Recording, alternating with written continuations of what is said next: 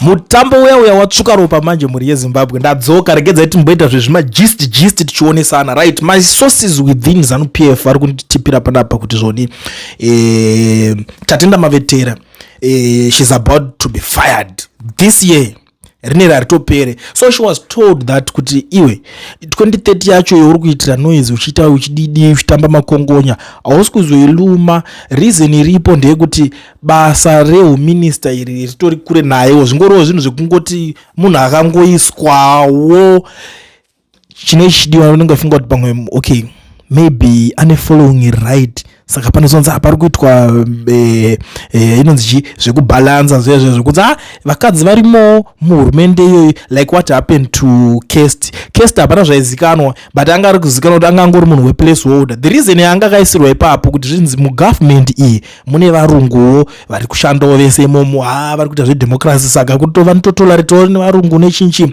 So zvakatika pana sistran manje vari kunzi vakanocrossa line ramai vakuru raqueen mother but I don't know kuti which queen mother because that's what I was told kuti ameno line raqueen mother rakacrosswa namavetere. Zvinova izvo zvinhu zvekuti hazvinazotanga kumufambira Mushe pacareer yake iko zvinezvi yakasangana nazvo mumasvondo adarikayo.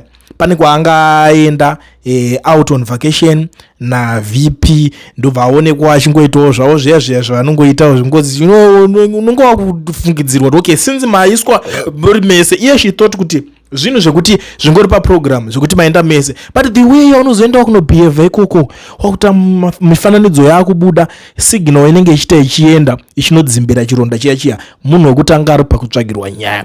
So ndo zvinhu zvakonzeresa kuti tisvike patiri nhasi pakuti yesterday she didn't bother to go to parliament kuti aenda achinovhotera cap 3. She didn't bother to make efforts kana kutocreatawo schedule right yekuti okay inini I'm going to vote for this thing like what others are doing. Pane vanhu vakawanda vakaita sana Scott Sakupwanya uya nemusoro makuti makangozara bhora chete. There is nothing chinobuda chinobatika chinotaurwa nemvesi uya kana kuti even uchitomuteerera. I was listening to one of his interviews achitaura kuti inini I'm spending something like 500,000 monthly ndichipa maplayers angu per month player wega ndinomupa 10,000 so I have got 50 players dzandinobhadhara achivapa ma 10,000 but chiri kuzobuda anzi chero takanowina tikanzi tawina cup yacho mari inobuda inoiswa ipapo inenge iri 100,000 saka i5 times less saka andinazvinzwisisa sense dzacho achiti guys so let's invest mune mateams edu taurai nemasponsors enyu mo investor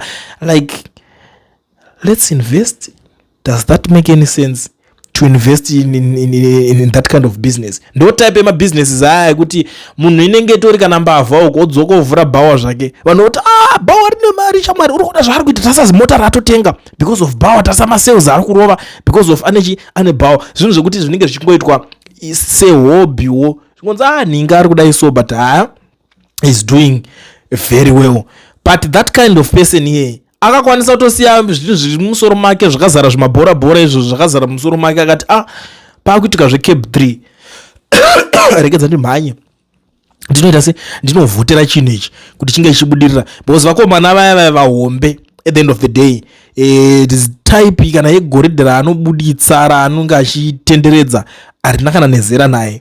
Vamwe vanotaura because ndirana ndichakati ari kuzoita sei but isusu techingoona kuti aiwa iye pachake chero vanhu vakataura zvakasiyana zvebetter brands ikampani ihombe but chande manje pana sister nawe line vara kunzi vakacrossa line rekunzi zvezvo kuti sometimes unotsika tambo yemunhu yeseda yespeaker or yechi you end up usisina backup plan. Because zvinoitika pachinichi these people they are only doing these things for survival only. Saka papagara vakatozikanwa chitimu chavo kuti vari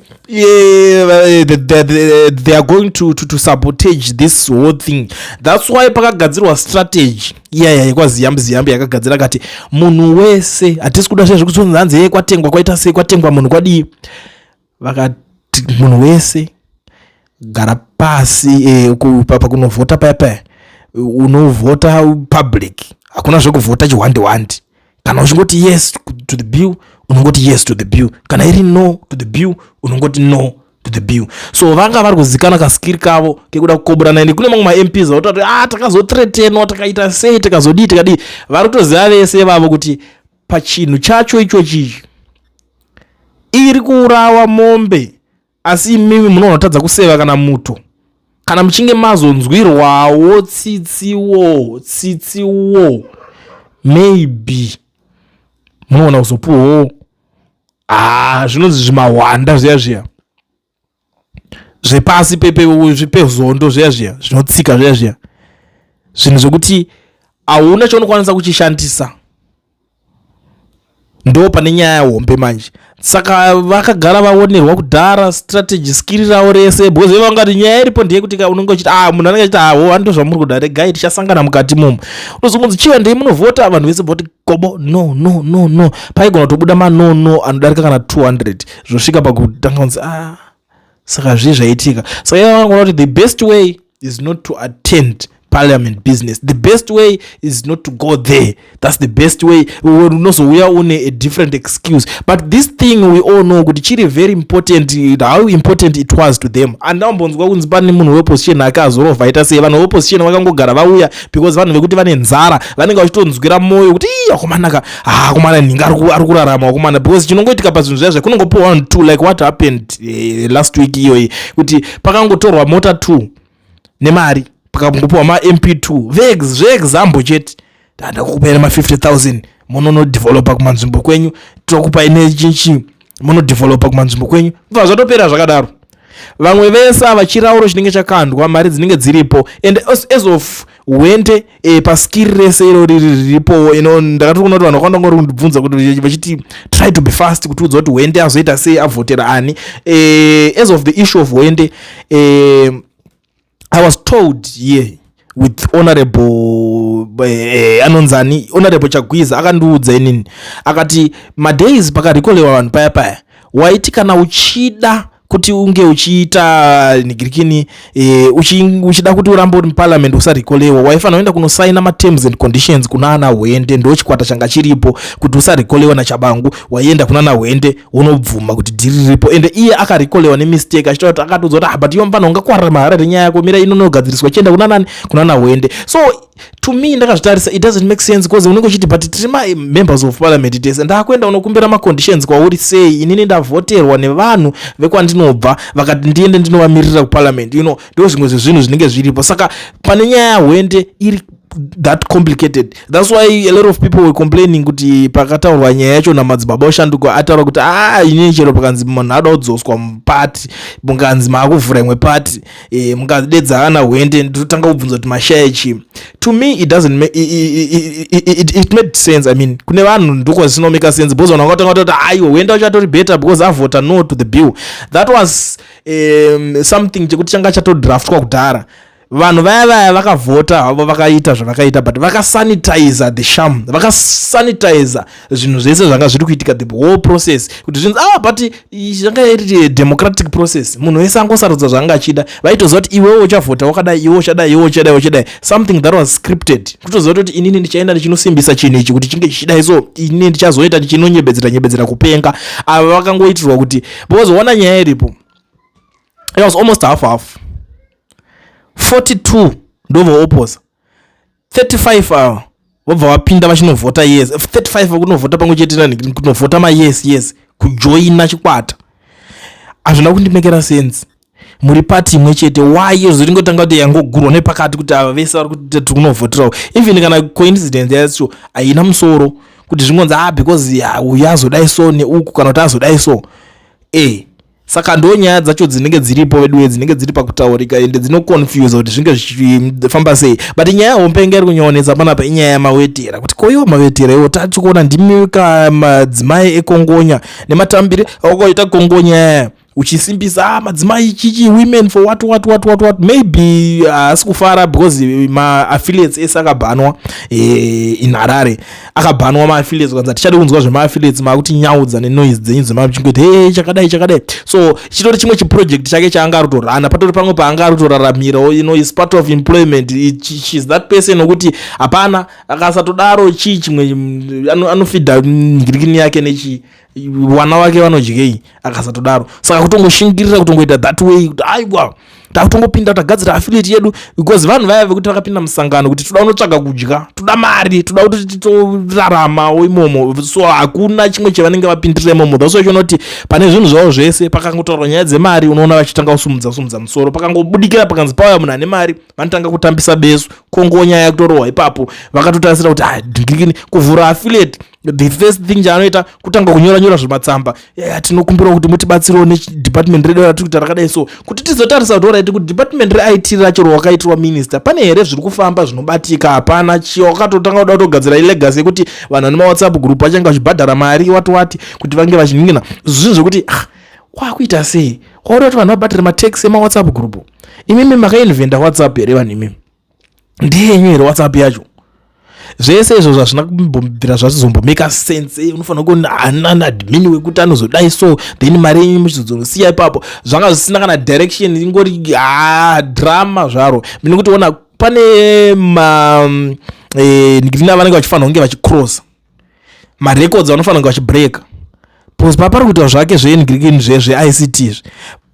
That department ranga rakabatwa naChamisa, if you still remember, mugore ra 2008 pepe tichienda takanodaro 8 9 10 11 12 anaChamisa ndo anga ari papo achiita zvaakaita, ane zvaakaitawo zvakatanga kuonekwa, and even up to now vanhu vanongoramba vachicelebrate kuti aChamisa wakagona paICT apa because sim card waikunototengesa mombe kuti utenge sim card maprice, but wakatanga kuti zvidhingura zvese ukamuka vanhu vese vakune masim card, ikamuka sim card rachi $4, so it's a milestone zvinhu zvakaitwa. But now uyu ari kuitechi aripo paari papo zvinhu zviri kungonetsa. Even ndakambonzwa akamboda kuti ekoneti tichazokuripisa imari makadzimira network, ekoneti yacho inongonetsa ende yakadhakwa. That's what I heard kuti zvakatofanana vanhu vari kutirwa zvima smart for what, smart for you, but rinenge rikaita kakulimitwa because harina power.